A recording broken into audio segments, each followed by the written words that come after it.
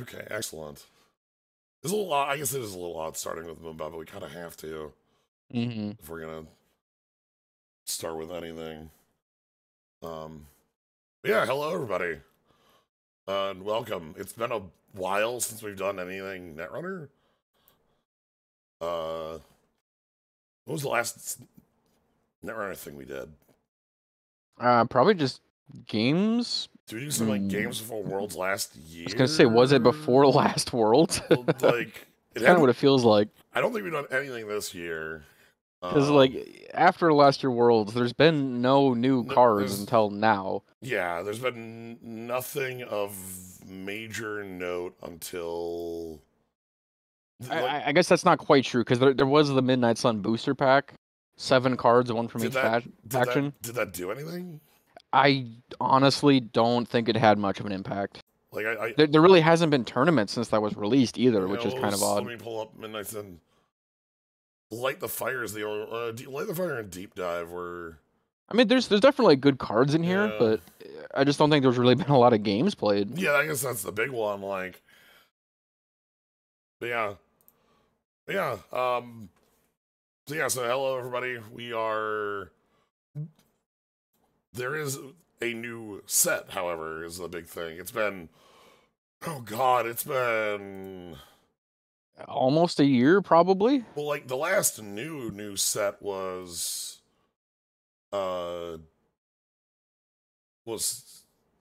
System Gateway. Yeah, because that was after Ashes Yeah. cycle. And this was 2021, and then we haven't had anything since System Gateway, because System Update is just that's a core change, if I remember. Yep. It's existing cards that were reprinted. I believe they were all reprinted as well with the full Nisei logo and back and template. Yeah, exactly. But yeah, so now finally here I'm happy it's pre-Worlds, and I'm happy it's pre enough that there's going to be a pretty big shift.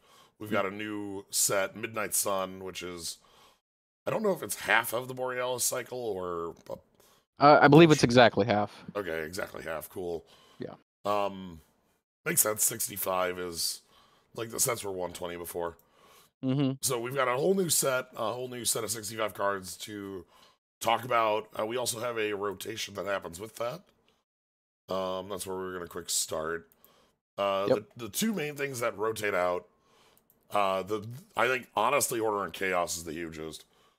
Yeah, that's pretty big. Order and Chaos rotates out, which is a huge hit for both Wayland and Anarch, to the point where multiple cards in the set for Anarch are just reprints ish.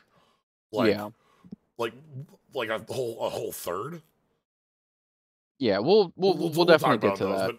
But like there's a lot in here that, like, when you think of Anarch, like the idents in here are huge ones. Yeah, and it really feels like the idents are the biggest loss for this set, especially. Yeah, but oh wow, I didn't know somebody did a knife that was a. Yeah, that looks really cool.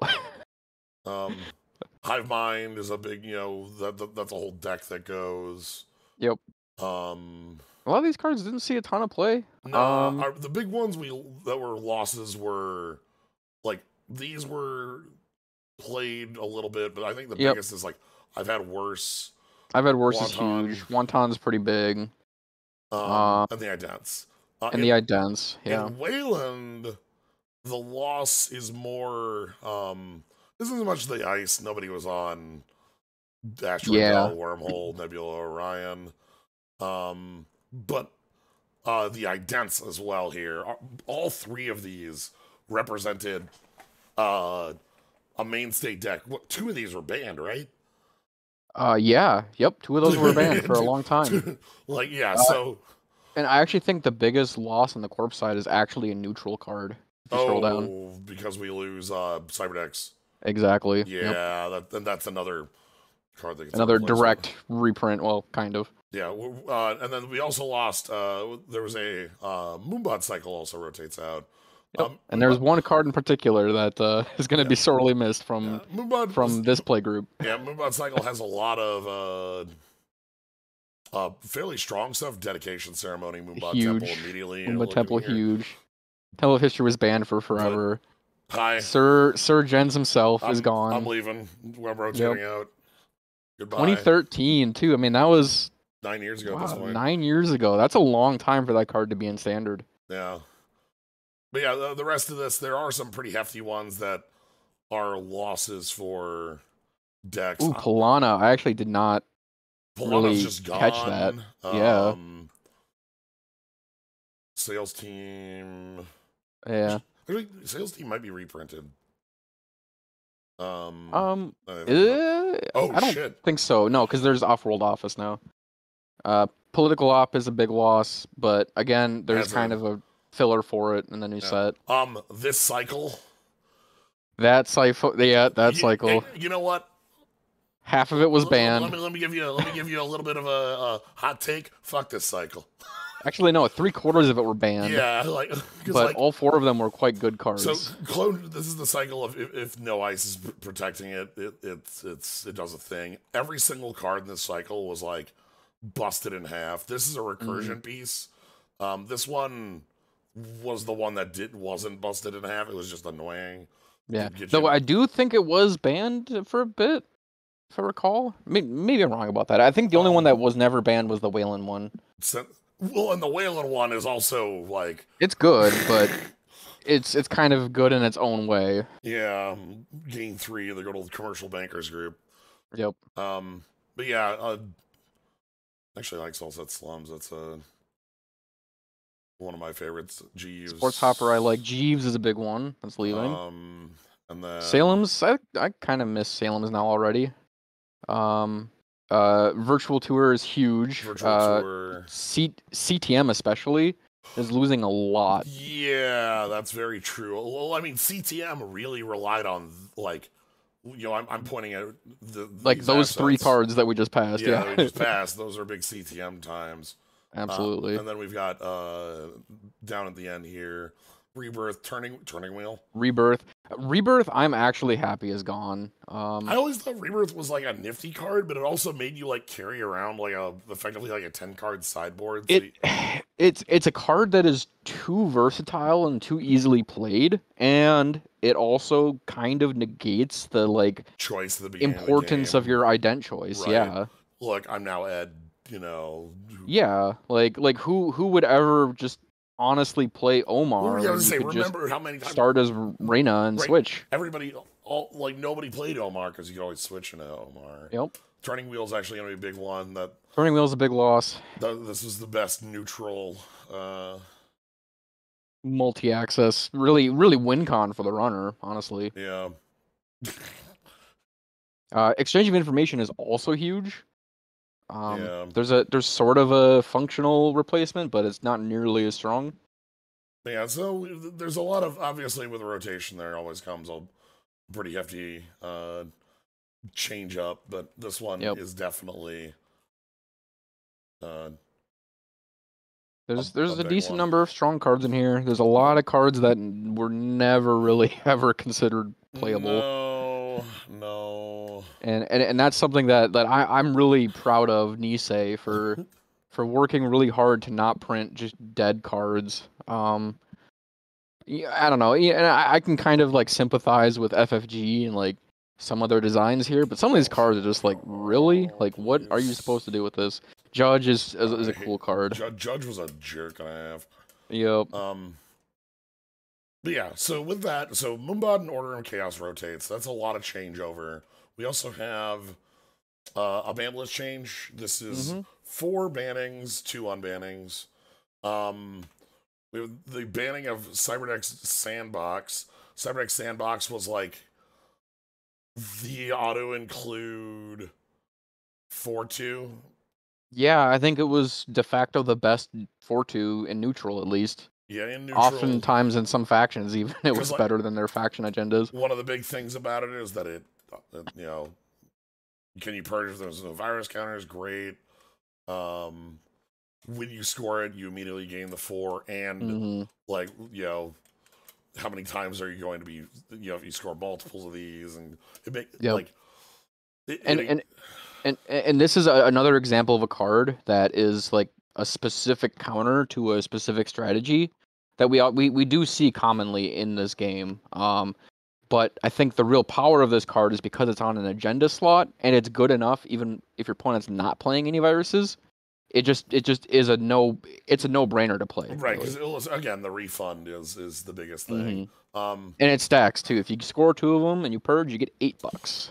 High-profile target, we can't talk about why this is banned until we hit the card that caused it to be banned. But you can be certain. So this was one of 2 de facto Wayland kill cards because punitive isn't really. Let's be real. Yeah, it's legal, but it's not really It's not the one the choice these days. It exists. I don't know. I don't think of punitive in the same world that I think of boom and high profile. Yeah, absolutely. But high profile is 2 damage for each tag. This is the replacement for Scorched Earth, and it was a very I think a very balanced replacement for Scorched Earth. Scorched Earth is if they were tag deal 4. This is 2 per tag, which means it, if you have somebody that's, floating 1 tag because they were, oh no, they got stuck with 1. Well, okay, what it meant was, way back in Scorched Earth times, 1 tag was death. With high-profile target, 1 tag isn't, you can't die to, a random C-source high-profile. And that's something that I think this game has kind of struggled with for a long time, is, trying to make both 1 tag matter, but not also invalidate, trying to get multiple tags. Yeah. So, but this got banned for a different card that exists. Kakugo, this is basically banned to unban personal evolution. Yeah, so that was the previous ban lists, they kind of made a deal with the players. We're okay, we're gonna ban PE, but we're gonna also unban 2 cards, Kakugo and Shipment from Tenon. And then after the next set comes out, we're going to revert those changes. And they did follow through on that promise. And the idea was that a lot of the cards in Borealis, in Midnight Sun, were tested for PE. And to not have PE here, which is on agenda score, stolen, dealing net damage, a lot of them are made for that. You'll see that when we get to Jinteki. Yep. And then the last one I'm happy about. Fairchild's free. Yep, unbanned Fairchild. Probably still the strongest ice, I would say, at least for its cost. Yeah, when I think of strongest ice, I think this. I think border control. I think. Oh God, you're playing against some of the really small nonsense stuff that was Engram Flush or Slot Machine. Yep.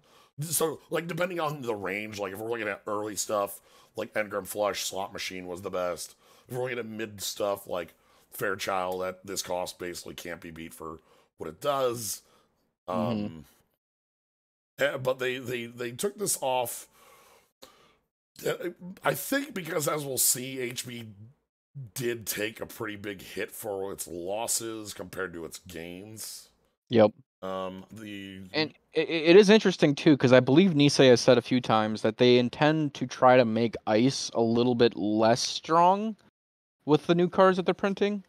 So I wonder if Fairchild 3 is kind of meant to be the bar, I guess. The idea was that they already had Ansel, which is pretty damn close in power to to Fairchild 3 and Brand. Look at these. Brand. These are all again, 6 strength, powerful effect, and the run. So these to have Fairchild banned and these legal is kind of funky. That was the idea. They're well, why? Unless we don't want you to have 9 of them, which you're not playing 9 ice like that. Right. So yeah, that many 6 cost ice especially would be difficult to manage. So anyway, but yeah, so with that, we've got the stage set for Indeed. Fairchild 3. It's called Fairchild 3 because there's Fairchild 1, 2, and 3 and then proper. And then just Fairchild. Yep. Each of them growing in strength and cost. 3 just happens to be the kind of the best. sweet spot. Yeah. Like, because if I let me just search for Fairchild here. Here's Fairchild 1. It's tiny.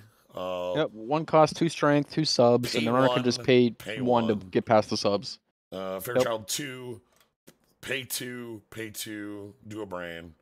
Yeah. Fairchild 2 is not bad. I actually think Fairchild 2 is quite fine as well. Fairchild 3 is 3/3 brain or end, which is powerful to have the end there. That means it actually is a stopper. And then that's huge. Fairchild 4, pay 4, trash 1, brain. The problem with Fairchild 4 is that the way Fairchild 4 works is it has punishment, and the run. Whereas Fairchild 4 just says bounce. Yeah, true. That's the reason this card is quite poor. This is a 9-cost ice that just says go away. Yeah. Well, and also too, Fairchild 3, that last sub is the corpse choice. Yes. So like the runner could get past Fairchild proper without a breaker. Not as much with Fairchild 3. I mean, they could click through it, but that's the only way out. Yeah. So that's kind of the issue with Fairchild. And funnily enough, the issue with Fairchild was one. How I spell Woden? Oh man, I think there's an umlaut maybe. Woden.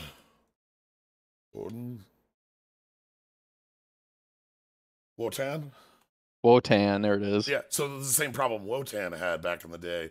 Wotan was huge. 14 cost, 10 strength barrier, but all it did was stop you.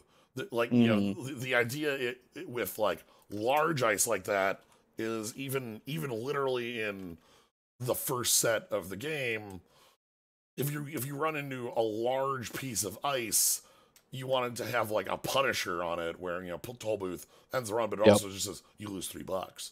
Yep. So wow, a lot of toll booths. Yeah. Oh wow, old school. That's cool. That's nice. 2 inf. I like it. Let's go ahead and pull up Midnight Sun. Let's get rid of toll booth in here. Let's get into set number. And let's start with our first identity, which is going to introduce 2 mechanics, 1 changed and 1 new. Along with kind of telling you how Anarch looks. We have Asa Afontov. Close enough. Asa Afontuf. Afontuf. Okay. There's a pronunciation guide here. This set is called Midnight Sun, as it's based up in like the Siberian north. You'll be seeing a lot of yeah, the theming is very strong in this set. There were some excellent like story articles that they released on the various factions and characters that were just excellent. So we have the most basic identity possible in numbers: 4515, 4mem, no link. 0 link. Yep. Same stats for all the runners, I believe. I thought no. I was just say I thought the criminal had a link, but no. Anyway, first time you suffer core damage, you may draw a card and sabotage 2. Core damage is, again, I'm just gonna pull up.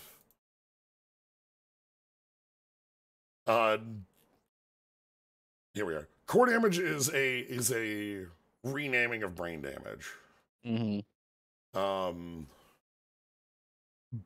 Basically, they don't want a reference to like a real world problem. Yeah. Within their like base mechanics. Yep, and I think especially because Nisei had a little article explaining this. They were especially concerned because in this set, for Anarchs, as you can tell by the ident, inflicting core damage on yourself is a core mechanic of their ident. Yes.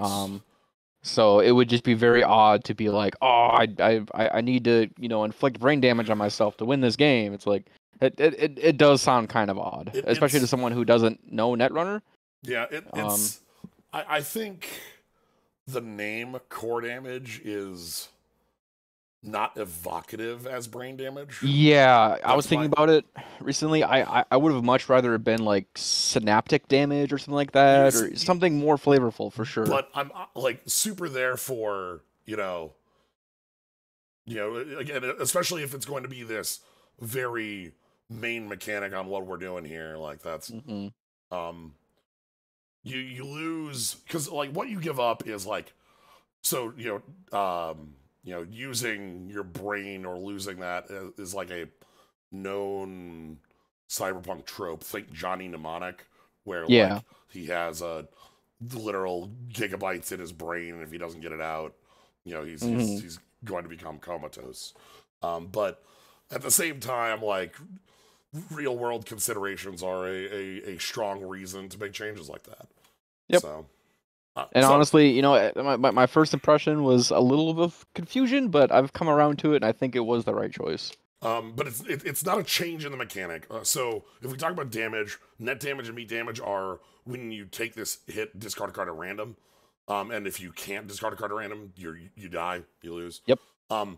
So brain/core here is the same mechanic, and the mechanic is you take that random damage, and your hand size is reduced by 1. What that means is, if your hand size hits 0, you're obviously unable to hold cards anymore at the end of turn.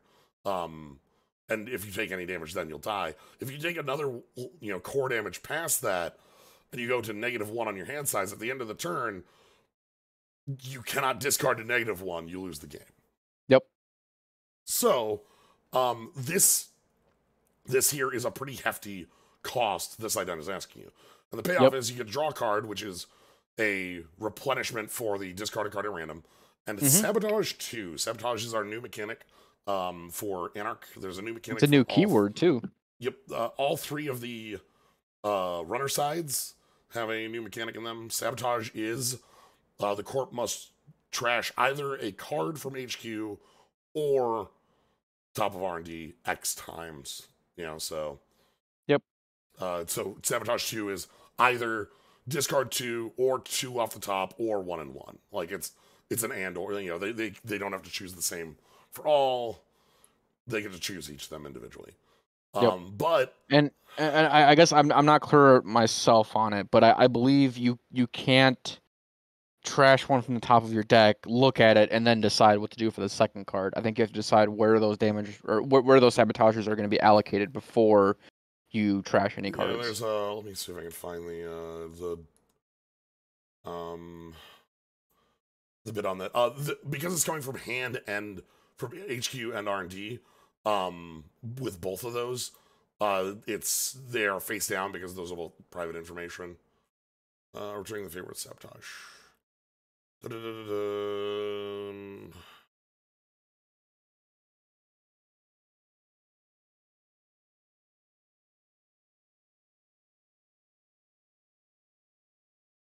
Yeah, I don't know if they clarified that or not in this article.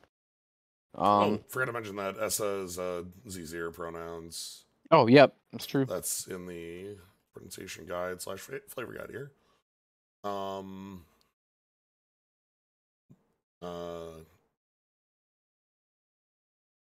That many. Yeah, I don't see the note on it on the timing on that, but yeah, there's going to be some clarification, but I'm assuming it works like that, where you don't get to view the cards as you're deciding. Detailed here, and okay, thank you. Okay, sabotage. The corp chooses which cards from HQ. They only get to choose how many cards trash from R&D. Yep, choices are made first. Then everything is trashed simultaneously. Yep. Okay, thank you. That makes sense. Thank you for thank you. Yeah, I was looking in the specific one for that, but that was more of a article for talking about, like, for showing off the mechanic. But yeah, so the first time you take core damage, you draw a card from the replacement, and you sabotage 2. Sabotage is hella powerful.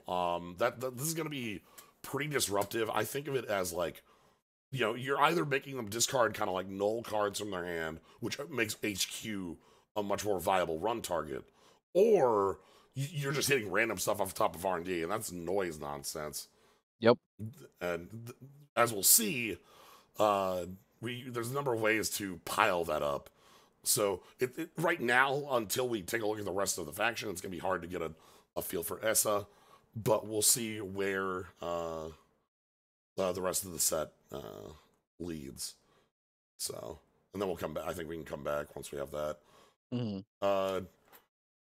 Shashtushka? Shashtushka, I believe. Yeah, Chastushka. Okay. Run HQ. If successful, instead of breaching HQ, sabotage 4.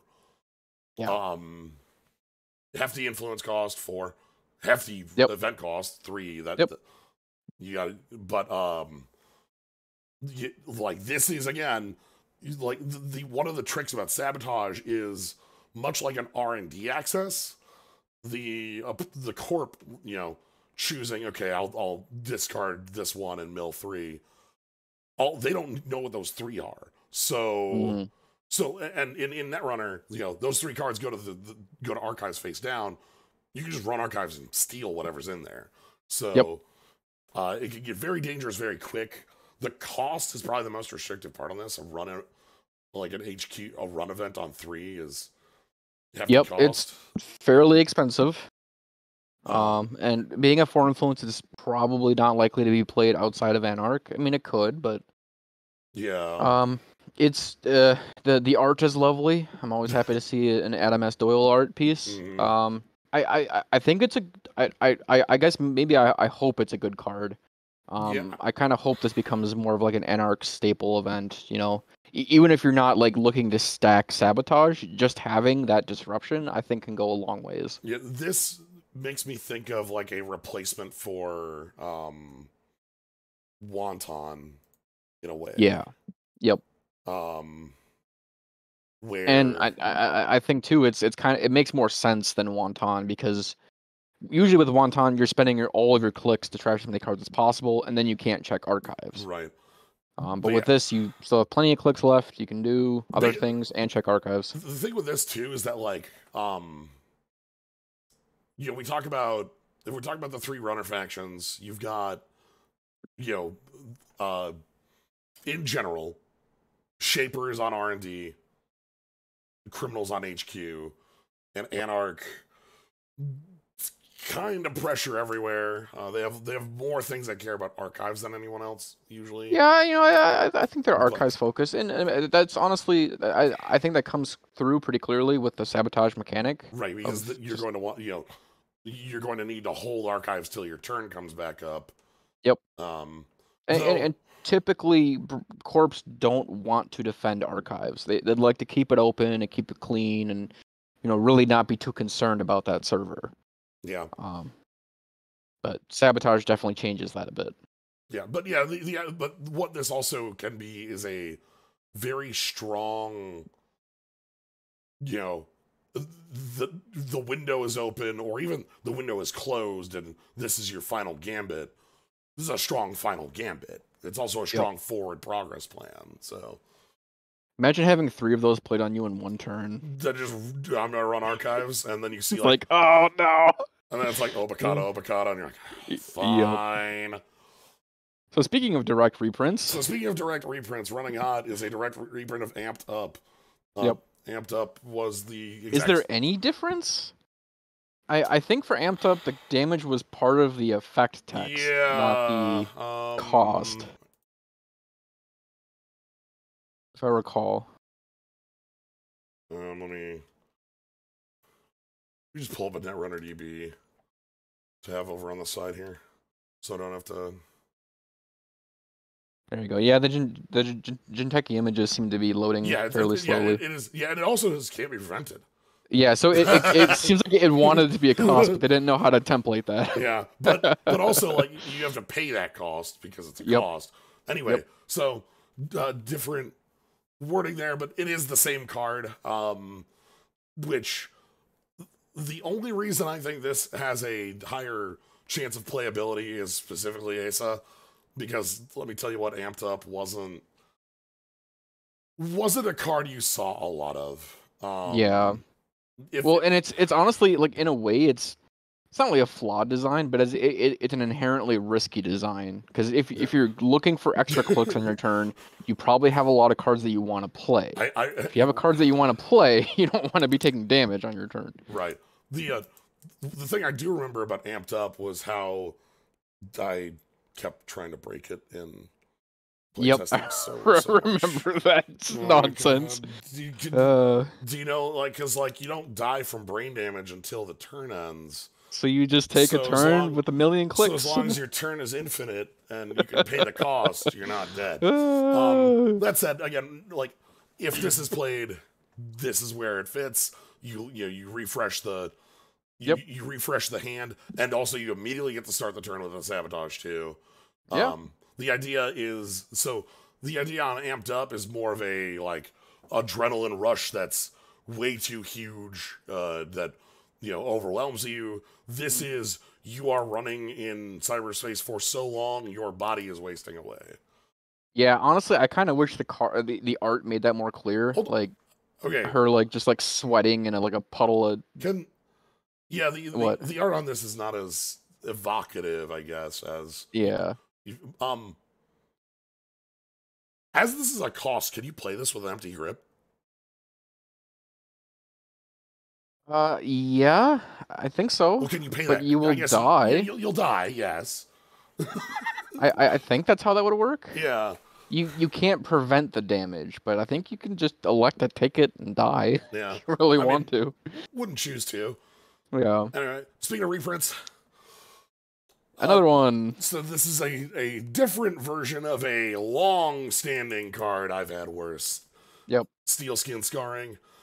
Steelskin. Was that the playtest name for I've had worse? If I'm remembering my. Yeah, you're right. It was actually. I forgot about that. I think it totally was. I think Steelskin specifically was the playtest name. I think it was just called Steelskin. Yeah.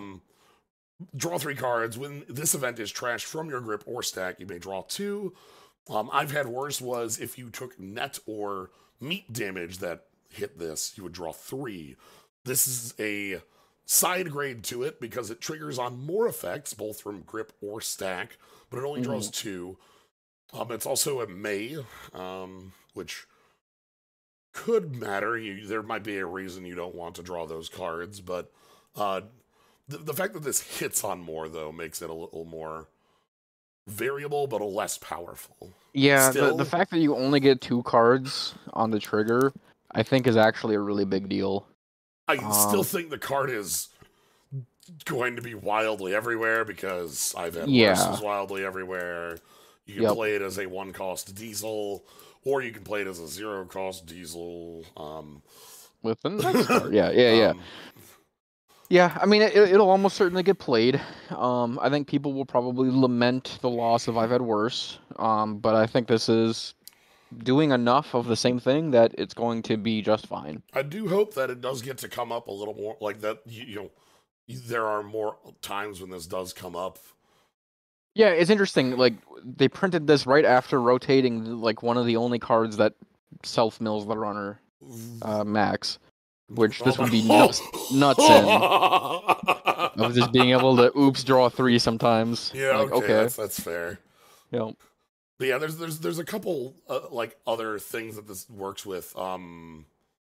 Just flat. Isn't what's the one that has like a discard? Is it moshing? Yeah, it's moshing. Moshing. Yep. Yeah. Yep. That would trigger that. Yep. So like that's what I was just thinking of. I was like, was it Wildcat? No, Wildcat's the choice. But yeah, and then of course, Patchwork's another good one. Yeah, so this does work with more things. And I think that makes it a more interesting card than I've had worse. Where I've had worse basically was just the only thing that stopped was like, Jinteki heavy, or sometimes you like get to laugh when somebody tried to double high profile you and they, drew you back up to 4. It used to be more relevant, I think, back in the days of Scorched Earth. Yeah, not as much lately. Definitely going to fit in very well here. Absolutely. So Ghost Tongue. Yeah, this one's cool. When you install this hardware, suffer core damage. Cost to play each event is lowered by 1. It is unique. Yep. So this is like the way, the first way you can see this and immediately think is the infinite. Paid voice pad. Yeah, infinite prepaid. That's true. That was a demo. That was the same way that I've had worse worked. If you took like 6 damage, you weren't saved if you had a hand of 5. But yeah, so this is like an infinite prepaid. It always will work, and so it'll make your Steelskin into a 0.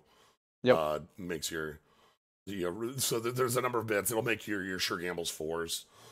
And the if you are playing Asa, taking that core damage might not matter. I think that's probably the only place this gets played because that is a pretty hefty cost. I'm not certain. I'm actually kind of optimistic with this card. I think this may be a sleeper. Because I think events are already some of the strongest cards for the runner, and a lot of the best ones cost 1 or more credits. So True. I think you could build a deck where you could easily get 20 plus credits off this card pretty consistently. No, and it also lets you stretch a lot more. Yeah, it's gonna let you do really cool low to the ground plays, which I think is something the runner always wants to be doing. Yeah, so it's definitely just even thinking of it as there's nothing that reverts core damage. However, we will see a card below that effectively does when we keep moving. Yeah, the art on this card kind of bothers me. Something about her expression is just I don't know. Is she making fun at the person she's talking to, or I don't really get it. But I suppose to show her tongue, you have to kind of put her in a little bit of an awkward pose. Yeah. Or sorry, Zur. Yep. Zur. But yeah, again, also is going to work super well with Asa. Anyway, so talking about Asa specifically, and a way to revert core damage, Marrow, +1 mem. That's one of the most common things you'll see on a console. Consoles are a limited 1 console. You get +3 max hand size. But when you install it, you also suffer a core damage. Yes. So it's net 2, really. Yeah, but you trigger your once per turn, and whenever the corpse scores an agenda, sabotage 1. This is a small bit that's only going to fire. That line of text, I don't know. That's going to fire 2 or 3 times a game. Exactly. I think you're going to get twice. If you install this early, you're going to get 2 triggers off of it. I don't know that makes this. I mean, honestly, you probably play this for the hand size more than the text, I suppose. You're playing this you're only playing this in Asa, which is a console is generally designed around the character that it represents. Sometimes it's more restrictive than others. This is one where nobody else is using this, and it's going to be quite good for. I do like seeing more cards that allow the runner to extend their hand size. I think that was something that we really didn't have a lot of at any point throughout the game, which made taking brain or core damage much more of a real cost. The only other card I can think of is there's a chip in Downfall. Yeah, there's a chip in one of the early sets. There's that Public Sympathy, which I think was just +2 hand size. There was Beach Party, which was +5 hand size, but you lost a click every turn, so basically unplayable. There's been a lot of kind of oddball effects that can do it, but nothing that's this consistent and also serves serves a different purpose as well. It's not just the hand size. 2 influence. I can see this being playable in Atom, because this puts you up to puts you up to 5 after your does it always be running? No, it's safety first. Yep, safety first. And also you'll with the new console rules, you can overwrite this if you ever need to later in the game. Yeah. Oh, right. Adam's console with the hand size. Yes, Adam's console does give a bunch of hand size because it is made to work with safety first in that way. Yep. Yeah. Anyway, we have a breaker that again, this is made for 1 person. We've got this very drunk, very cool cat with a unlit Molotov, or is he just drinking vodka? I can't tell. He's probably just drinking vodka. Begamot is not on the list. Anyway, you take a core for playing this. +1 strength for each core damage you've taken. 1 break any number of barriers. 4 influence. You know what this card reminds me of? Yogg. Yeah. It's not as good, obviously. I mean, 0 to break a sub is like as good as it gets, but this is literally 1 credit more than that cost. There's and it's a fractor, and it can gain strength too, which is cool. So like, well, if you're playing a lot of people have been kind of trashing this card. I think again, Asa is great where this is just like it's 5 strength auto. Definitely made for Asa, but I think you could import this. Especially if you're planning to take a couple of core damage, right? Like if you plan to take 2 core damage outside of this card, that's 3 core damage, and then you have a 5 strength barrier breaker that can just 1 to break all barriers. So here's the problem with that. I'm going to give you an extensive list of all cards currently in standard that deal core damage on the runner's side. It's every card we just looked at. Oh look, I don't need to change sets. Yeah. There's one down here. There's one more. Yeah. Like oh, there's a Master and Margarita reference, a Russian novel in which a big fat talking cat named Behemoth is in it. Cool. Okay, cool. That's rad. There's a number of references that we'll see just sort of throughout. See if we can pick them out. But yeah, so I think this is mostly just playable in Asa. Everywhere else. I think there's some potential, especially probably after the next set comes out, because I have a feeling they're going to extend some of these. 4 influence. It's probably not going to get pulled out of faction, but you know. All right. Well. See if you can say this name here, because I don't know if I can. Avgustina Ivanovskaya? Yeah. Avgustina Ivanovskaya. That's how the guide says how to pronounce it. Avgustina Ivanovskaya. Ivanovskaya. Anyway, this is Noise. Yeah, this is a cool card. This is Noise. Welcome to Noise. It's mini Noise, yeah. Noise from the core set was whenever you install the virus, top card off your opponent's deck. This obviously lets them choose a card in HQ, but Noise. The sad part about this card would have been super good pre-rotation. In the deck that was like a Hive Mind. Yep. Style deck. The problem is that Order and Chaos rotating gets rid of the core pieces of that, leaving like all of Freedom's pieces. Yeah. So like there's still virus stuff around, but it's not as powerful as it was. But we also did have the banning of Cyber Sander. Yep. So it's a lot more viable, if not harder to, you know. This card being 1 influence seems odd to me. You want to pull it into Shaper, maybe? Criminal, where you're playing a bunch of those like tapeworms or whatever. I mean, so there's Turtle, there's Conduit. I mean, there's a handful of non-Anarch viruses. Yeah. I don't know. It seems like a fine card. Yeah, I like it. Small amount of value for a small cost. It's unique, so you probably just play the 1.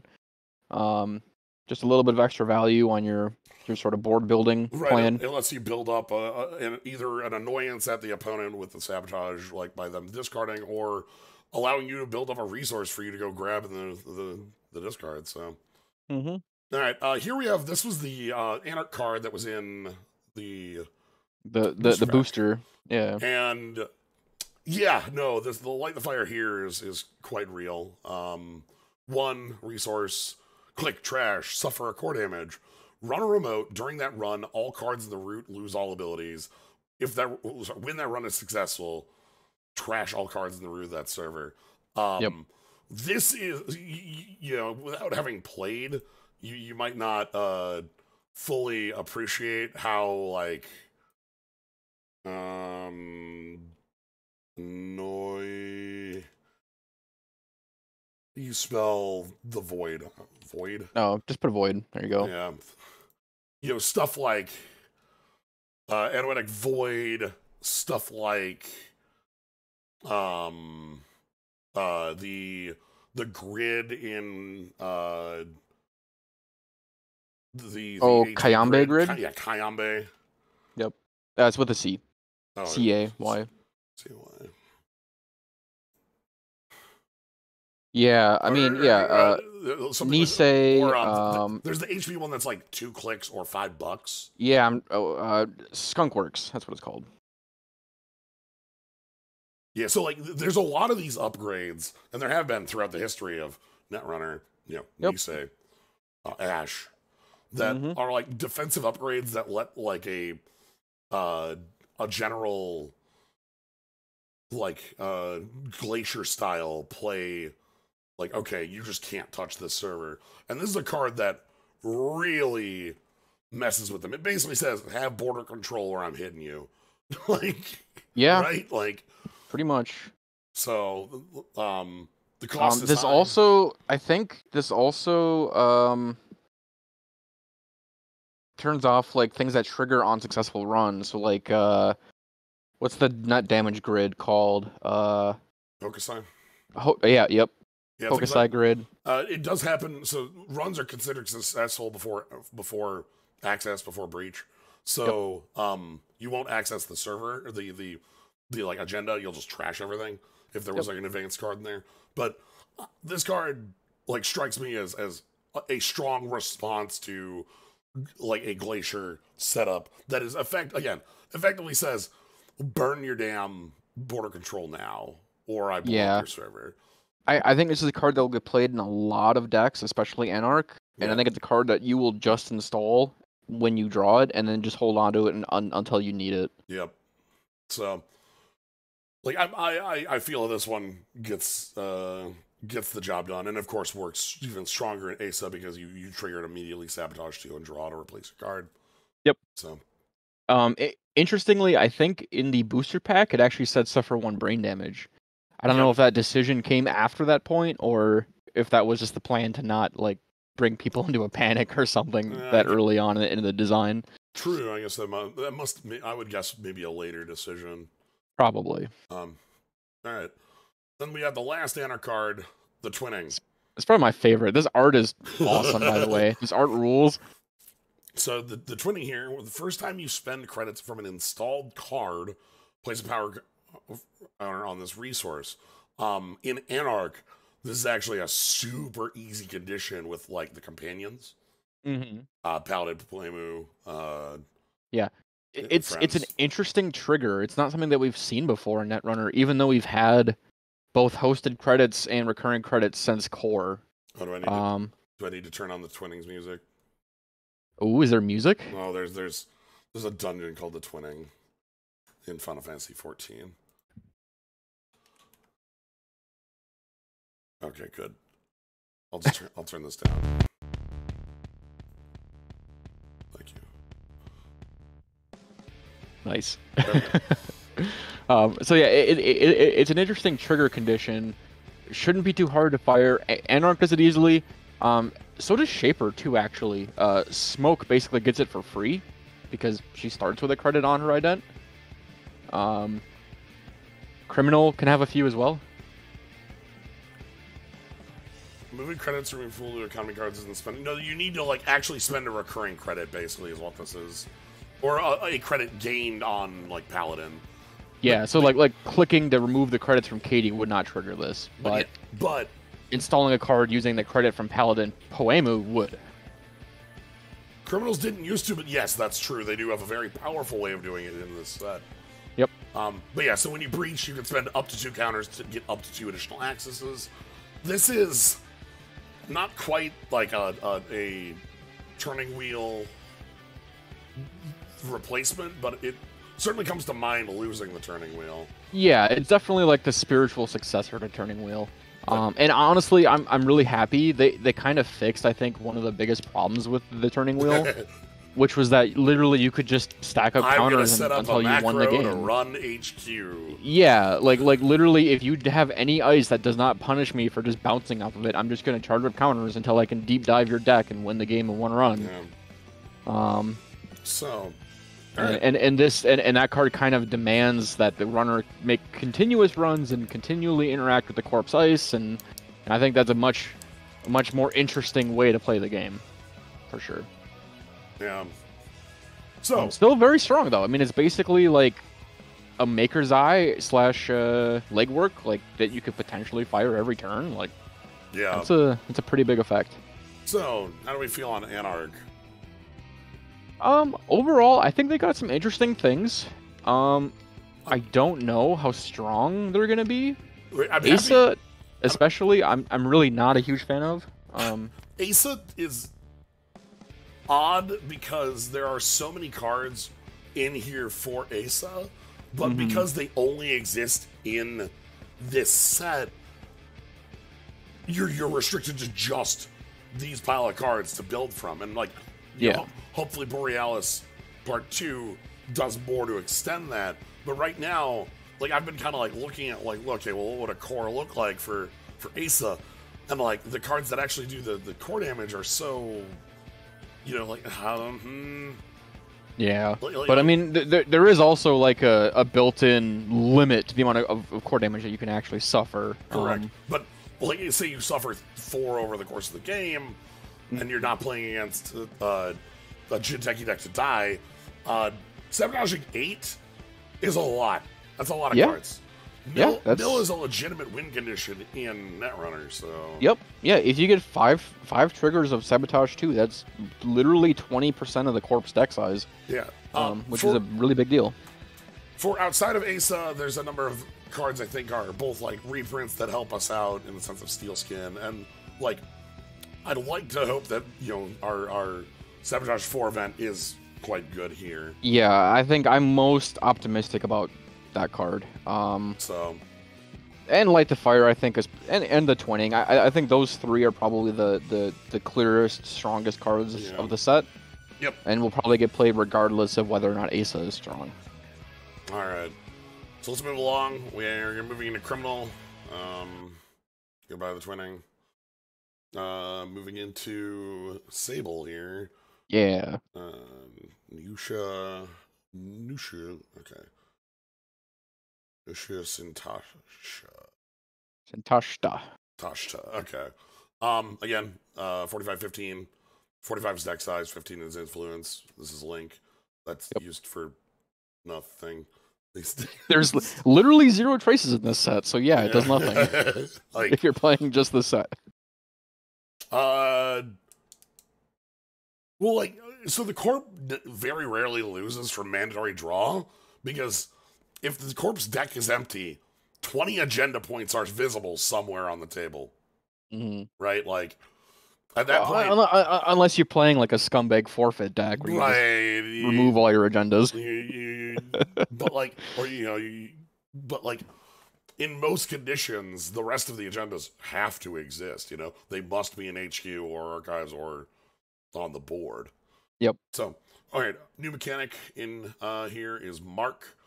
When your turn begins, identify your mark. If you don't have a mark, a random central server becomes your mark for this turn. So the idea is take security testing style effects and make it so every turn you're asked for a different target. Yeah.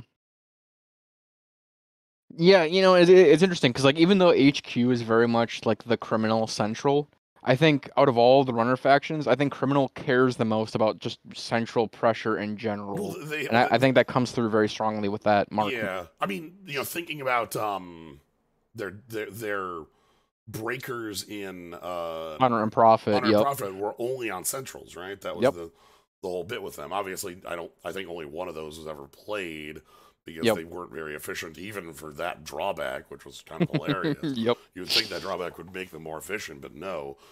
Like, just as a rule, breakers in Criminal over the last 10 years... I mean, to be fair, when that box came out, Criminal didn't need any help. Right, but you spent your 15 influence on Corroder, Gordian Blade... And Yogg. Like all your breakers sucked. But no, they didn't need any help. But yeah, so... Anyway, the first time you run your mark, gain a click. So, the idea is, like, also the you know, as we're gonna see on our next card, a mark, as here's our easy mark here. Oh, is that literally the same art just from the backside? I'm pretty sure that's easy mark, dude. That is so cool. Oh my god, that's awesome. Yeah, Passport is the one that was played, yes, out of the trio. But yeah, so Sable is like, I'm interested to see how Mark plays out. The random element of it means that there's gonna be turns where like it just says run HQ and there's 3 ice on it, and you're like, nah, I'm good. Yep. But like a free click every turn for something you're already doing, which is pressuring the opponent, is quite good, especially if you're stacking up successful run triggers. You're running any number of, so think of the oldest criminal archetype, which was Desperado Data Sucker. This builds on top of that. Yep. Absolutely. And I guess similarly too, with the randomness of Mark, the Corp can't really anticipate where the Mark is going to be, so they can't just like stack ice up and be like, aha, I've dealt with the Mark mechanic. Right. No, it could be any central. So yeah, this is the idea that plays around with that, and we're going to see a number of cards that work with it as well. The idea, though, is that Sable isn't as locked into like, you must play Mark heavy cards. Yeah, I think it's just a solid mechanic on its own. Yeah, I think Sable may actually be one of the strongest criminals that we have right now. Yeah, I know. Right now, got Steve's our main. Oh, Steve and the other new one. The gain credits per access card. Zaya. Yes. Gain 1 free chat card on the first access. But yeah, I think Sable's really cool. I think something really interesting about Sable is that she actually works really well with Deep Dive, another card in the set. Oh, yeah, true. She just like inherently gets to do the thing. Which is cool. So Sable's gonna be just like the queen of doing APOC bullshit, right? It could be, honestly. Could be. Well, you're guaranteed to run your Mark if you're going to run all centrals. It's true. All right. Carpe Diem. We are season the day. We are season dem credits. So easy Mark was 0, gain 3. You can even see on the art here she's like playing she's playing the I think it's just a violin. I'm not. I think it's just a fancy. If this is another type of instrument, I'm not well versed enough in to tell. I guess it could be a viola, but I'm gonna say it's a violin. There's a UI on it that's like, yes, you. Yep. So, busking her way. So that's awesome. So we have 1, gain 4, make a run. So this here, like, it's a strong card. So 1, gain 3, so 0, gain 3 is like fine. Like, we play. It's kind of meh, honestly, right? Because like you're spending a card to do that. Yeah, it's you're spending a card and the click to have drawn it. It's more efficient than to have not done it, but it's not great. However, with if you're playing Sable, you already know what your mark is. You don't have to identify it on the play, so you know what server you're going for. This gives you like an extra run and then maybe an extra click. Which, damn, if you get a free dirty laundry, this is kind of like a dirty laundry on a central. So it's a front loaded dirty laundry, so because like oftentimes when you're playing dirty laundry, you need to have a server that you can kind of just like make a run at without any resistance. Whereas this, you can gain the money and then have your run matter. Like you can run a fully iced server and like make that run important. As I'll also say, as the singular player who was playing Ken Tenma in Worlds, like not last year but the year before, I was the highest play. Like that Worlds was hilarious because my record was like 7-0 on Corp and 3-4 on Runner. Oof. My Runner deck was so bad. Ken was just awful, but like Ken was so fun, and this is a run event with a cost. Having a cost means it's very good. Like you want that reduced, and then being a Yep. run, the console that cares about run events still exists. Swift. Swift is whatever the first play run event, gain a click. So anyway, speaking of other run events, Yep. pinhole threading. So, Yeah, run a server, and if successful, instead of breaching the attacked server, access one card in the root of another server. If that card is an agenda, you cannot steal or trash it during this access. So, God, one influence? Damn. So I honestly, I guess the root there basically just means that you can't access HQ or R&D with it. Yeah, you can access. You can access a card installed, an upgrade installed in the servers, but not an actual card in those servers. So this is not like run archives and access R&D. This is run server 2 and then go kill a Noidic Void. Yep. Or something of that nature. You use like political operative. One of the cards we showed off much earlier is the kind of standard way that criminal would get rid of this sort of thing. But pinhole threading is another very powerful way of doing that. You also use it to make the run. Maybe that means successful run triggers. Maybe that means other things. Yeah. Honestly, I'm kind of scared of this card. I feel like it's too good against those upgrades. Like it's gonna make it so Anoetic and Skunkworks basically get one turn to be effective, if that. Like you can choose not to res it on the turn you're trying to score until they run that server. So I guess the runner could pick the wrong face down card to access. Yes.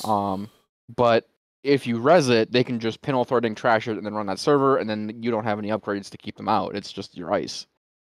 But like I feel like also on the other side of that, these sorts of your opponent had to choose to play this card, and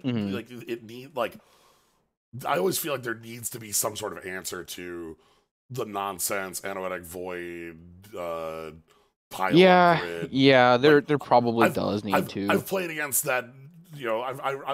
Seeing like 2 border control plus that. But I guess this card is going to be good against every asset and every upgrade that you want to have res for more than a turn, right? Like I do agree that those particular upgrades need to have answers, but I feel like this is too broad. This is just going to bring the power level of every asset and upgrade way down because you're not going to be able to defend them at all. You can also defend them by defending your centrals, like if they're only as weak as your weakest link, right? It's true. Yeah, exactly. They're as weak as your weakest server is. So, but I mean that's still asking quite a lot of a corp. Sure. Certainly. I hope to ask the corp hard questions. I'm the runner. Would you like to res? Yeah. So yeah. This is definitely a card I'm especially it's fine. One influence. It's one like that. Honestly, that bothers me a lot. It feels like too good of a card for one influence. It feels like too much of a spike card for one influence. Okay, I understand exactly what you mean there. Like this is a card that you're playing. It's just insanely good at what it does, and you can basically put it in your deck for very little cost. You can play it for very little cost. You can run any server, not just a central or a particular central. It's just any server. I guess as long as they don't sack their spin doctor when you're running it, you'll get the successful trigger. I don't know. Maybe it's fine. Just looking at it, I'm a little bit uneasy. Maybe it's because I tend to like corps that build towers and do interesting things with upgrades.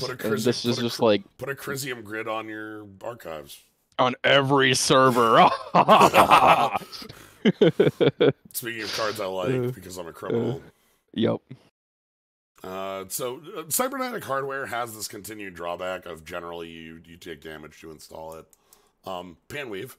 Panweave here is you take a meat damage, so you just discard a card at random when you install this. First time you make a successful run on HQ, the corp loses 1. If they do, you gain 1. I love this shit.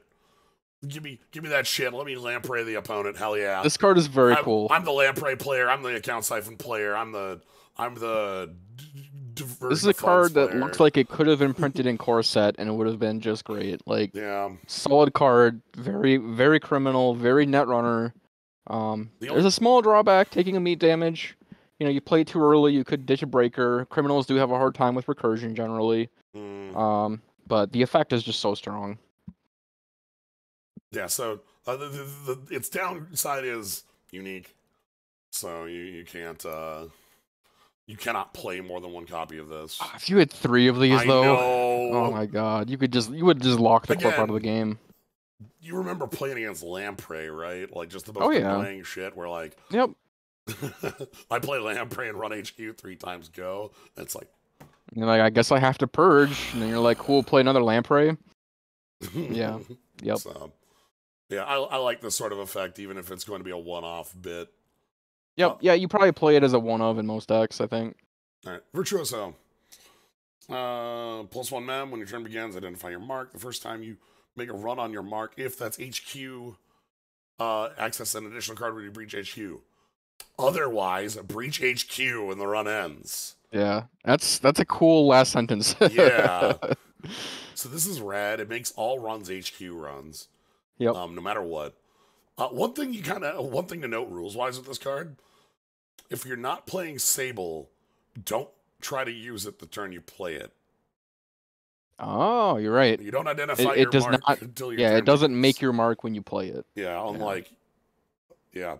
So, this is very strong HQ pressure. Kind of an HQ interface with more abilities. Like, you know, HQI is just access an additional card on HQ accesses, which this does on HQ, but also, even when you don't HQ access, you HQ access. And I guess if you have an HQI, it gets dumber. Yep. So, so there's no HQ interface anymore, but there is Dockland's Pass, which is basically a unique HQ interface. Yeah. So which is probably, you know, play with this card because it gets, you know, lots of value on those free accesses on HQ. Yeah. Again, and so this is a more splashable console, like unlike the Marrow we had earlier. Like you can play this out of Sable. Here's the biggest problem, and it has the problem that has existed for other good shaper or other good criminal consoles that you're going to be looking at. It's the problem that has plagued Criminal for an eternity. Is are you going to play this over like Penny Shaver, Paragon, right? Either of those, like that's tough. Yep, it's real tough, especially if you're a central based pressure deck. You feel pretty good having something like Penny Shaver.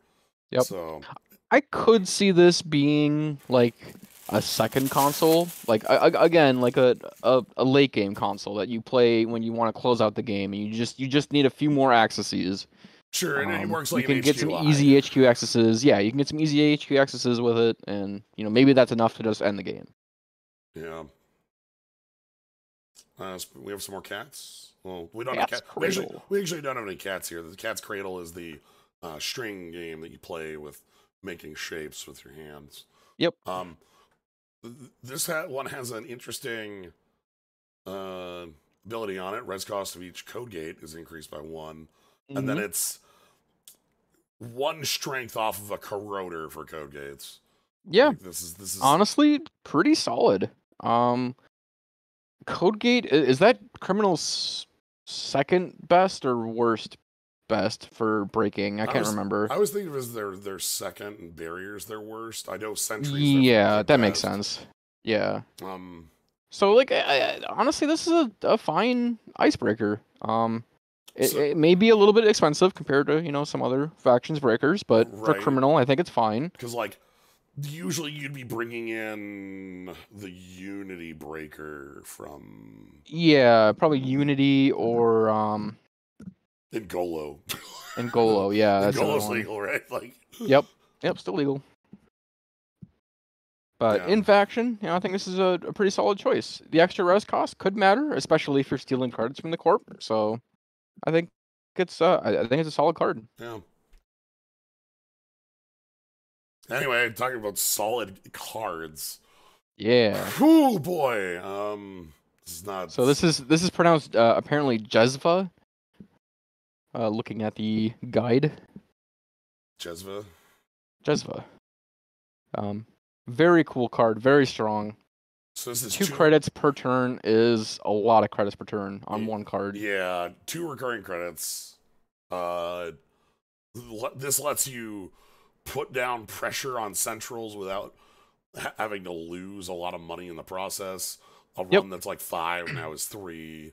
It obviously very strong with the run-based economy, as you mentioned earlier, where even if the Corp does double ice their centrals, you can still probably get in and make money with this card or a couple of them. Big thing too, you're effectively repaying your investment like very quickly on this.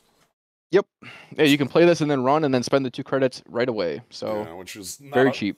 Not a full refund, but damn, this is a good place to be. This is a card that like a lot of eyebrows raised on seeing this one. I recall. Yeah, well, it's interesting, right? Because it's reminiscent of Multi-Threader, which is still legal. Yep. It's an Atom card.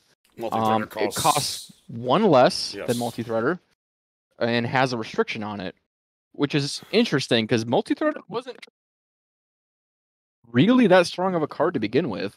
It saw some play moderately, but never like, meta defining or like first choice for people. It's kind of this odd choice card. This is go perfectly with twinning. Yes, this is also very. This is a trigger for twinning.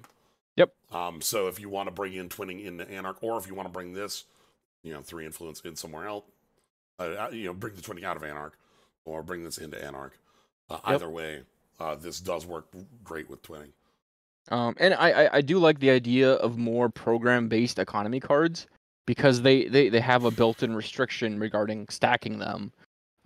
So kind of like Rizeki, like commonly Shapers will try to get out a couple Rizekis early, but then all of a sudden you use half of your mem on Rizekis, and now you're like, well, I can install Angolo, but then I've got no room for more mem, or other things like that. Console, exactly. So next up is the card that was in Criminal for the booster pack. Revolver. Revolver here is hilarious to me. 2 cost, 1 strength. When you install this program, place 6 power counters on it. 2 costs for +3 strength. Pay a powder counter or trash the revolver to break a sentry subroutine. So you've got 6 shots, and if that's not enough, you chuck the gun. Yeah, it's extremely, I love it. It's very super hot. You just it is absolutely super hot. Dude. Honestly, this is a very good killer. I think this will see play. Maybe even outside of Criminal. Yeah, outside it might have some more uses in Shaper if you have ways to Shaper especially. Because the recursion and all that. Yep. Well, you have multiple ways to refill your gun. So.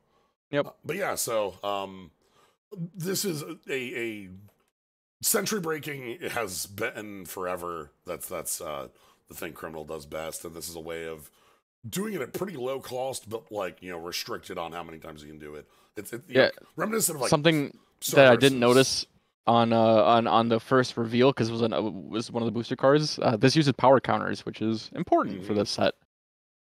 So, oh boy, here we have another really strong. Yeah, this one's interesting. Card here, backstitching. When your turn begins, identify your mark. When you encounter a piece of ice on a run on your mark, you may trash this resource to bypass that ice. So it's it's a consumable. I guess not really a breaker, but just I guess a way to get past ice. It's boomerang. It's inside job. It's very boomerang-esque. Yeah, it's very inside job-esque. Yeah. It's less utilitarian than inside job because at least with inside job you basically just hold it until you need to run a server and then it's super good. With this, the choice is random and it's only centrals, and you're probably not going to get that moment of like, this is exactly what I needed to break into the server. Right, because it's on your mark. It's always going to be like, inherently random.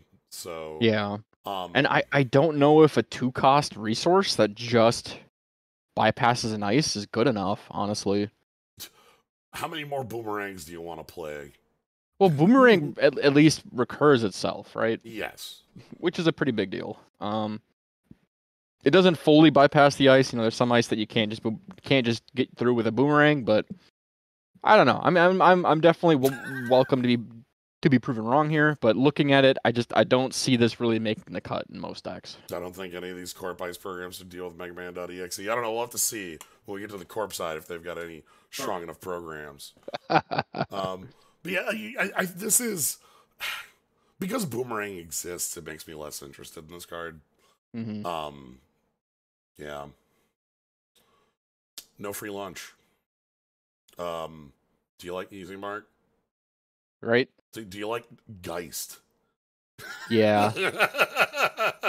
I think this is the closest to, I don't want to say a dead card, but just a really unexciting card that we've seen. You're probably just sitting on this till you either like... Yeah. There will be a point where removing a tag at instant speed becomes very critical, and then this will get played. Until then, probably not. The art's cool, though.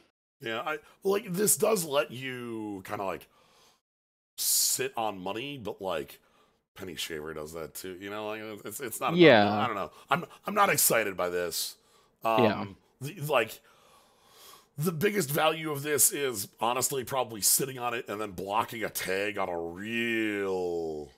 Mm-hmm. Ah, okay. Backstitching is a sewing technique where you stitch in one direction for 2 lengths, pass the needle through, then stitch the reverse direction for 1 length, pass the needle through, and repeat. Look at that flavor text. That's it is what our flavor text says. The art, all right, we got 3 steps forward, make a squiggle over here. Yeah, not quite so much.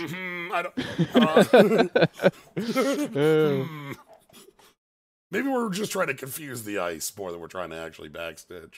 Maybe we're sewing in end dimensions. we're making like a family circus path, you know, those like comics where you have the little... Yeah.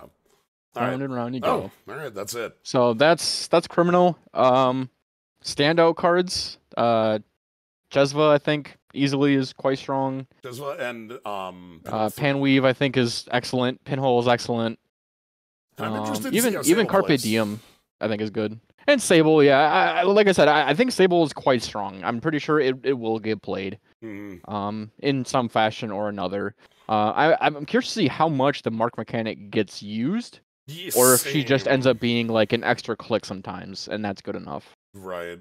Like, are you fine with a 5-click turn? Or playing APOC, you know? Right.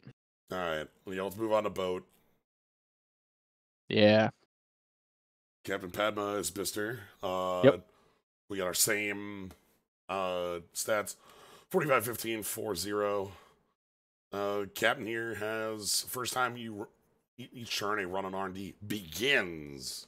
Mm-hmm. Interesting point of trigger. You may charge one of your installed cards. Add a power counter to a card that already has one. Yep.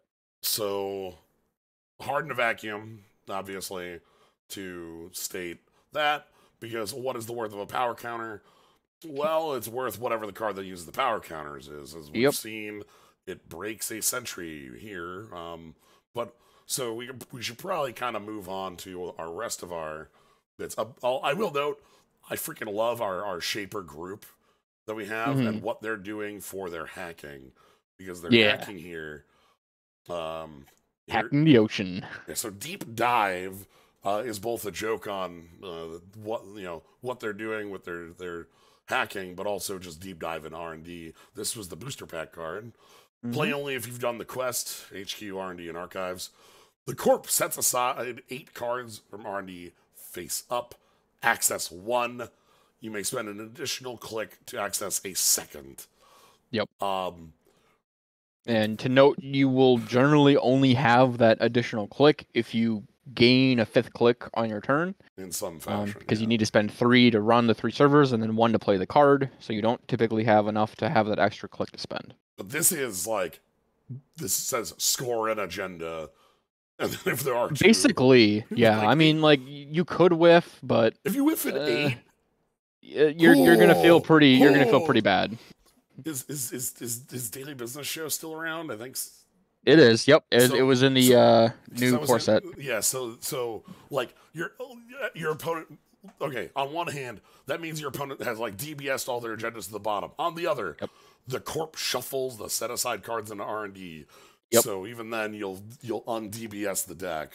Yep. But this is a strong. This is the payoff I want.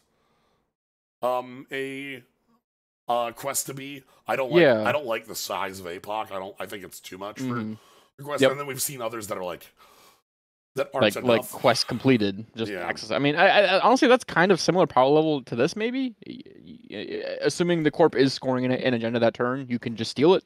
Yeah, but without running that server. But yeah, like I this is definitely what you want to see for that kind of cost. I think this is extremely Shaper effect. I think it's very cool at 5 influence. Makes it very hard to pull out a faction. Yeah. And this is by itself a win con. You could just build a deck that plans to play this 2 or 3 times, or maybe even just once if you're running servers anyways, and then that can win you the game. I think that's pretty cool. One thing to mention too on it, APOC has the problem of being kind of useless early because like, what are you trashing? This is dangerous as hell on turns 2, 3, right? Like, where like if they're if you're able to actually make those accesses and they're like, I don't need to defend things. Whoops, steal your 3-pointer. Like, yeah, honestly, in that sense, it's kind of like a medium turn one where it's like, if you just fail to defend it, I'm gonna get a bunch of accesses or see a bunch of cards anyways. Into the depths. Again, the main mechanic of our crew is that they're going up north, and they are tapping into the underground lines that are the internet lines run, the net lines run underwater. Yep. Which that's a real thing. Like now, there's giant cables that run through the sea to connect the world. So. Yep. In this future, though, I think each of the corps kind of have their own set of lines. Yeah. So that they defend. 1 cost. Run any server. If successful, each time you pass on ice this run, resolve one of the following that you have not yet resolved this run. Gain 4. Search your stack for a program. Install it. Shuffle after you do that. Also pay for it. Charge one of your installed cards. Yeah. So I guess first off, I think this may be one of the best templated cards that we've ever seen in Netrunner. Just the way that it's laid out, it's very clear. It's not overly wordy. Like if FFG had made this card, it would be 3 times more lines of text, and you would never be able to understand what it does. It's still a little funky with like resolve 1. You haven't that bit, but like sure, the card is laid out in kind of the way you're going to resolve it.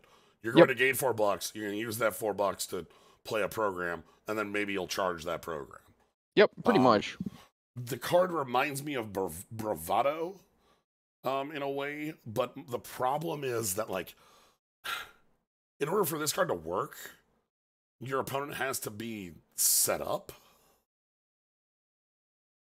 True. Like, yeah, you only get benefit for as much ice as you can break. And it's not so. And Bravado says when the run ends, gain 6 + 1 for each ice passed. This says if successful. So if you get bounced on the last ice, sorry. Rip. So you want to be able to make the run, but not like. So the problem I feel with this card is that like, if you're going to do it on like a large enough server, 2-ish, you probably already have your breaker suite. So what's the program you're grabbing? Are you breaking it with some other card down here? Right. That might be more is the point with this card. Yep. So I think it's a solid card. There is definitely a risk involved, but I think that is a good thing generally for the game. It's powerful as hell if you like. Again, if you get 1 and 2, that's extremely strong. That's a dirty laundry that also SMC'd. Yep. like, which is like crazy to say. Like, yeah. My SMC went +$3. Oh, weird.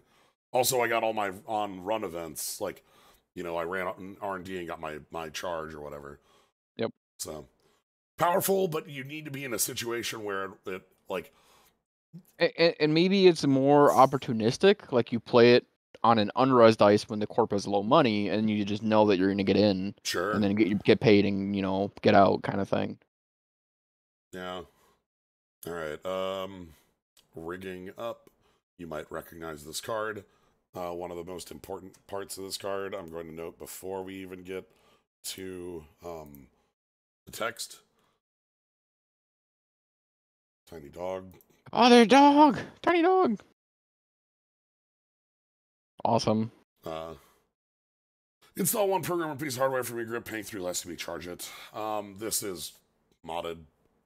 Yeah, it's basically a reprint modded with an additional line of text, which lets you charge that card if able.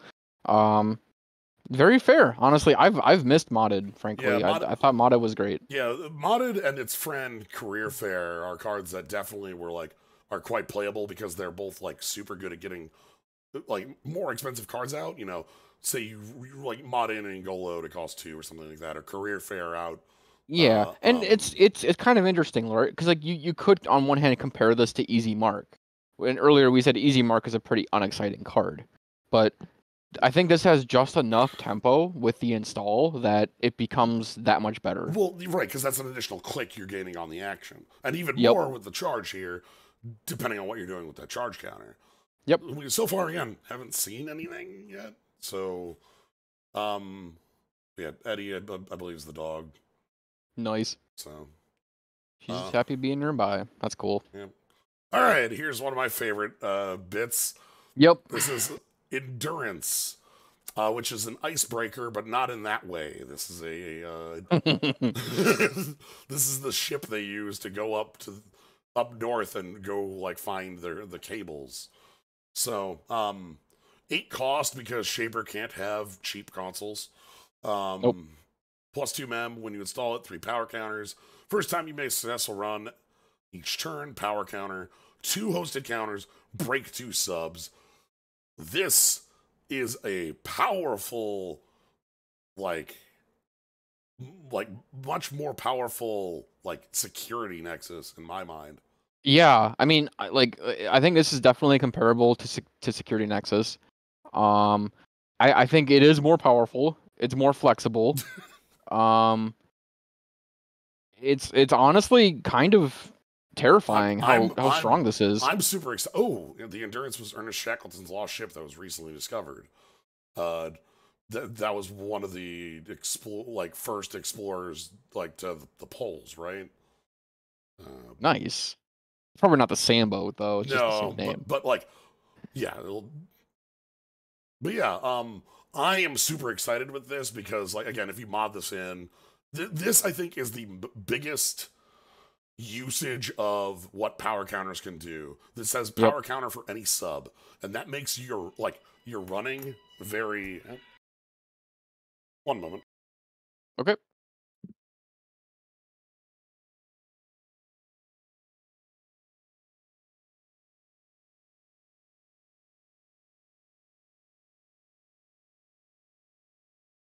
Okay.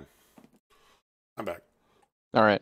But yeah, this is the card that has me most excited about power counters. Absolutely. And I think that was the intent with this card as well. It's a build around me card, or at least it kind of feels like it is. It's probably the best thing at breaking ice that we've ever had in Netrunner. Is it a good idea to name your ship after one that's sunk? It couldn't happen a second time, right? Yeah, right.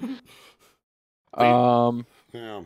It's 2 subs reminds me of the Boomerang. I guess in a way it kind of is like Boomerang. It's a hardware that can break 2 subs. But this can do it repeatedly. It can break more than 2 subs on one encounter if you have enough counters on it. This is the card that, if you have this down, it makes me really excited to be able to play into the depths because your opponent's not going to be able to easily stop you on. Yep. It has a way that it can gain counters itself, so that if you spend all of them, you're not just unable to charge it forever. Yep. Which is very important. And then, of course, being able to charge it with Podma is. Yep. Pretty damn good. And so honestly, I think maybe the only potential downfall of this card, the only thing that could maybe hold it back, and I don't even think this is really that big of a concern, but It's whether or not you can actually get enough counters on this card, right? Because if you play this in Padma, that's in theory that's 2 chargers per turn, I think which the is idea is 2 subs per turn. Like, is that enough? Well, I think the idea is like you're using this, and then you use Into the Depths to build your actual breaker suite to complement. Yeah. And then endurance is like the gear check that like just says no, all gear checks are off forever. Yeah, absolutely. But I think the biggest problem with it is in the top left corner. 8. 8 is significant. 8. Boy, how 8 is significant. They love making expensive shaper consoles, even in new Nisei days. Like, we're not at Monolith, but we're at like Toolbox. Yeah, Toolbox. So, but yeah, still really exciting because Security Nexus was also this expensive. Yeah. But I mean, unlike most consoles, you are getting a pseudo icebreaker for paying that cost, right? Which you're is getting pretty an icebreaker. Big. Yep. The different kind. It's just not that kind, but it also is that kind. Is there a way to cheat this into play? I mean, right here, rigging up gives it for 3 less plus charge. So, so it would start with 4, which is two triggers. That's our intended way at the least. Yep. Hyperbaric. Hyperbaric here is a almost reprint. Yeah, from Study Guide. Yes, though I think Study Guide just started no counters. I think so. Funnily enough, this one wants to start with 1 because you can't charge a card with no counters. Yeah. But it could. You could just pay the 2 to put one on. So 3 cost, 1 strength, 1 0 strength. Place a power counter on it. Power equal to power. Strength equal to power counters. 1 break a code gate. Place power counter. This one is exciting as a way to break code gates. That is like once it takes a little while to get up to speed. Mm-hmm. If you need to break like 4 or 5 strength, that's a lot of cash. But once you do it, you're done. And you're on easy street. Now you're breaking for 2 or 1, and that's fine. So, this card seems pretty strong, and I do like that sort of like risk management of like, do I charge it up a little bit more, or do I risk it and hopefully it doesn't have any high strength code gates kind of thing. Yeah. So. And also, modded, brings it 0, puts an immediate second counter on it. Great, good, excellent. So you're doing that. Yep, I think it's a solid card. Propeller here. Propeller here is a weird one. Crew's combo onto it with criminals with our recurring credits, and just use recurring credits. You can just spend them. Charge it every run. But yeah, so Propeller here is very inty. 1 cost, 0 strength, 1 to break. You get 4 counters on it. You use a counter for plus 2 strength. This is like your emergency barrier breaker that's only going to work a couple times, or it's meant to break like vanilla, but I think that rotated. Yeah. So this card immediately reminded me of an older card called Lady. Yes. If you want to pull that one up. Yeah. To show the viewers at home, but it's a sort of a limited use breaker, which is always a little bit scary. Yeah. Lady was a 4 cost fractor icebreaker. Also started with 4 counters on it, but it used counters to break subs, and then had to pay 1 for 1 strength. So kind of the inverse of Propeller. Yeah. Which is pay 1 to break a sub and then counter to get strength. This is definitely like a temporary breaker, like a placeholder that's here to be able to get you like some early pressure. But yeah, I really couldn't see this being like your only fractor. You're not gonna be like, one of the things that might be best with it is like, because you use it, it's cheap, you override it. Now your chip works, right? Mm-hmm. Because the clone chip of the day needs a program to have been trashed in order to function. Yeah.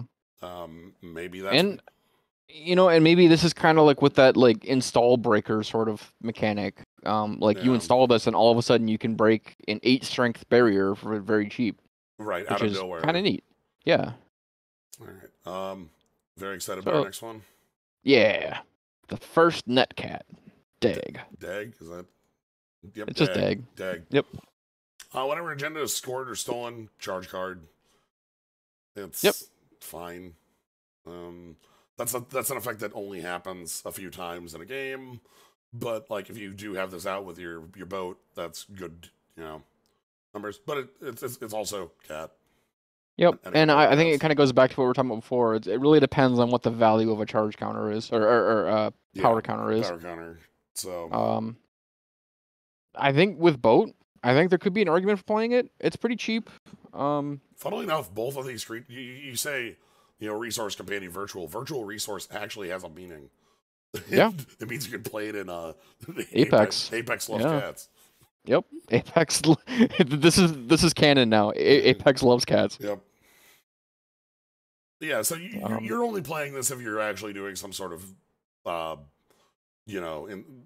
charge stuff, and you're probably only playing one because it's unique. It was like a card that probably gets cut, like 45th or 46th card kind of thing, Oh yes, illustrated by Cat Shen. Yes. Fitting. All right. Environmental testing. This one is a interesting econ card here. 3 cost. When you install a program or a piece of hardware, place a power counter on this. When you get to 4 or more, trash this, gain 9. Mm-hmm. So this is a card that really wants you to be heavy on install, playing cards from your hand, and then getting fully paying that back, or charging it up as you after it's got its first counter, you can.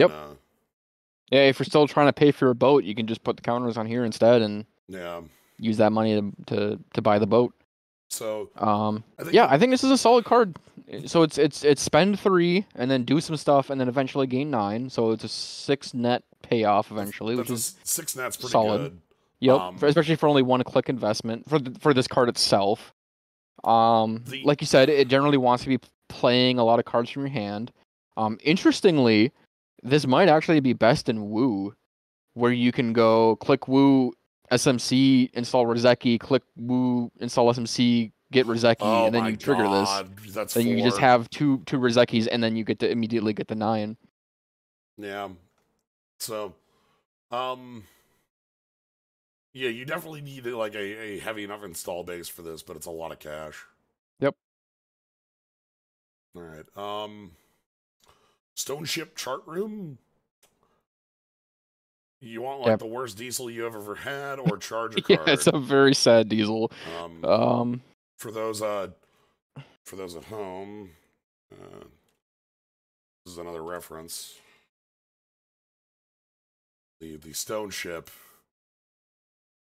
is this specific area in Myst. I don't know what we're doing.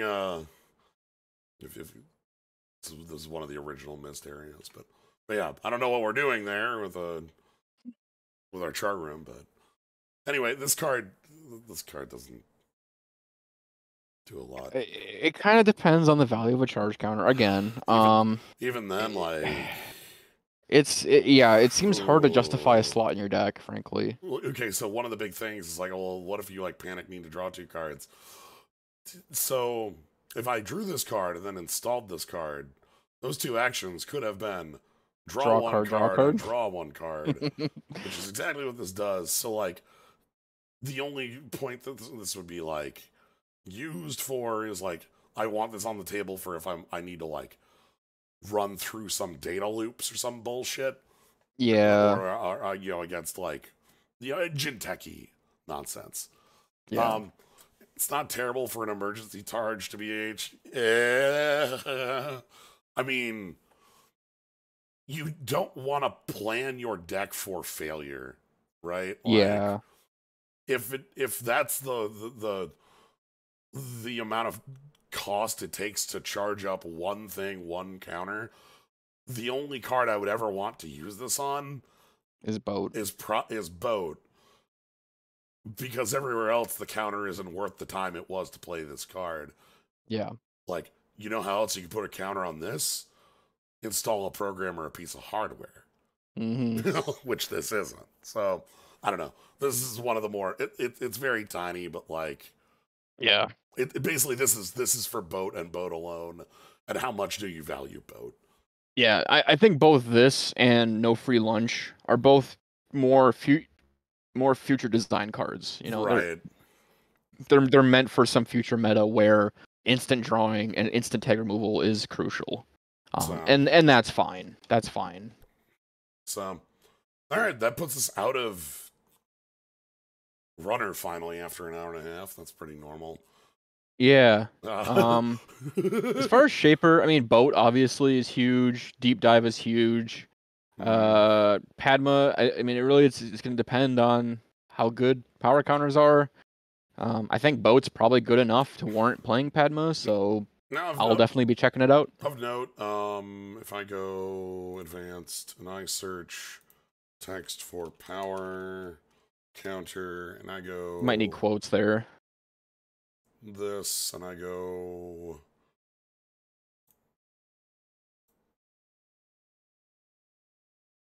Search.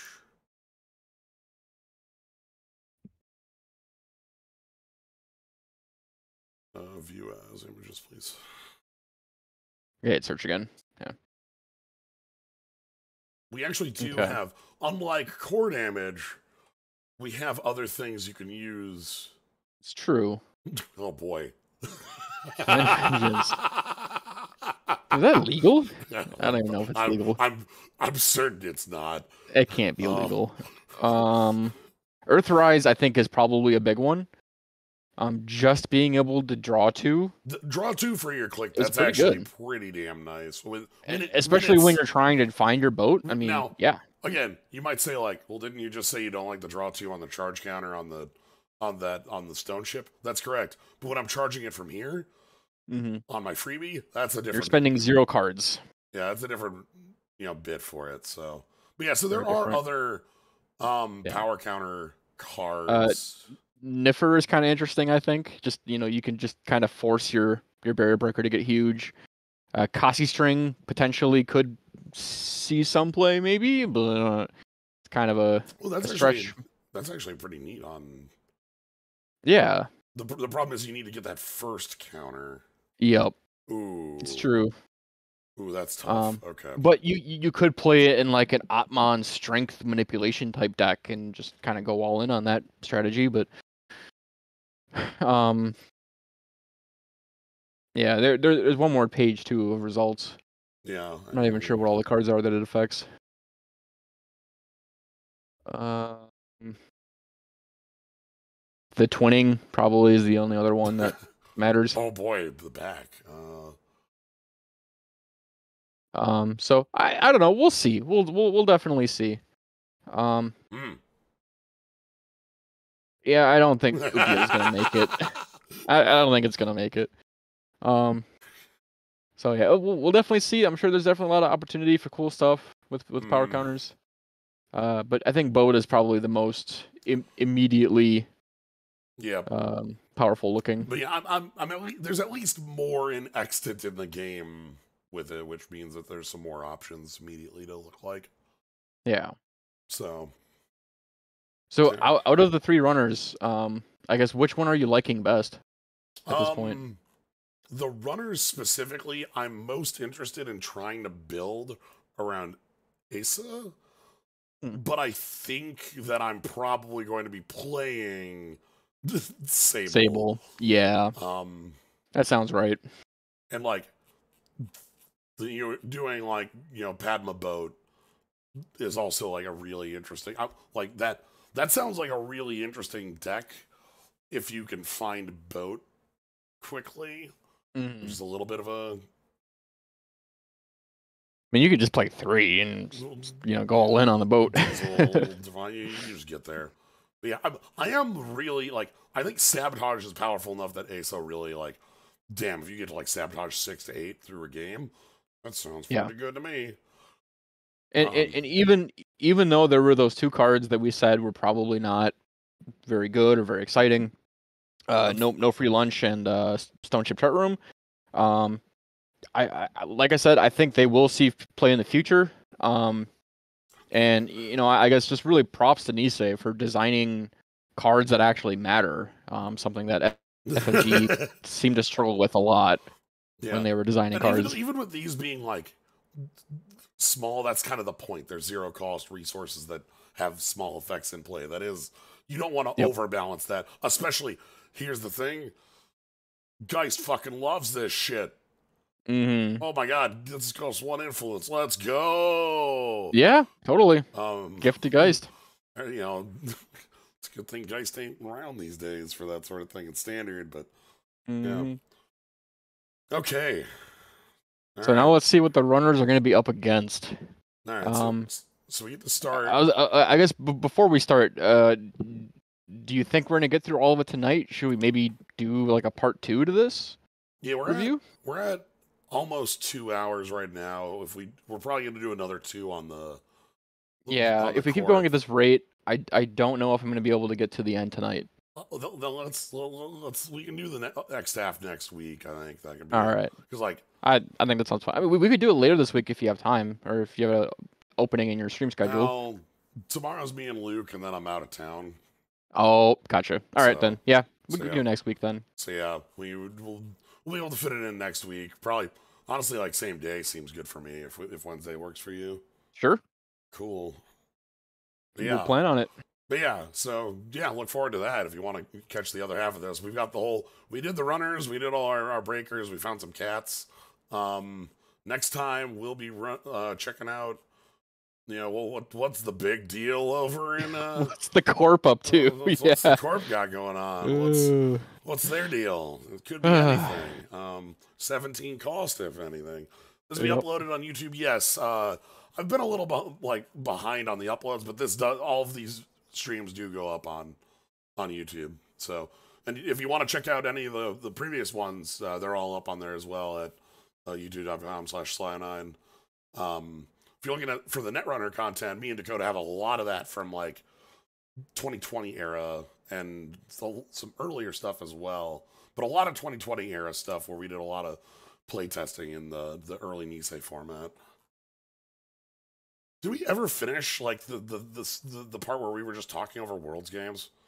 I think we just didn't finish the last 2 games. Oh man, I think I totally forgot about that. Yeah, same here. You're right. Yeah. Well, maybe we should go back and do that eventually. Yeah. Finally. the last part of that. Whoops. But yeah, so we still got a couple months till next Worlds. Yeah, it's true. So yeah, next week on Wednesday, we'll be up and doing the other half of this. So cool. 25 active games. That's actually quite a lot. Yeah, there's actually been a lot of games recently. Yeah, I think on launch day there was 40 plus. It was pretty wild. Yeah, I know. Usually when we were doing our testing, it was floating around 10. Yep. So all right. Anyway, that's gonna be it for tonight. Thank you, Dakota, for joining. Thanks for having me. Yeah, and thanks to everybody for joining. Thanks to all the new faces I see here and everybody else who joined. If you're new and just checking this out, give us a follow. I end up doing a lot of card-based stuff. We're doing Netrunner now, but yesterday was Magic. You'll see me playing a whole bunch of different cards and games and such. But yeah, other than that, just happy to see you here, and hope you all have a good night, everybody.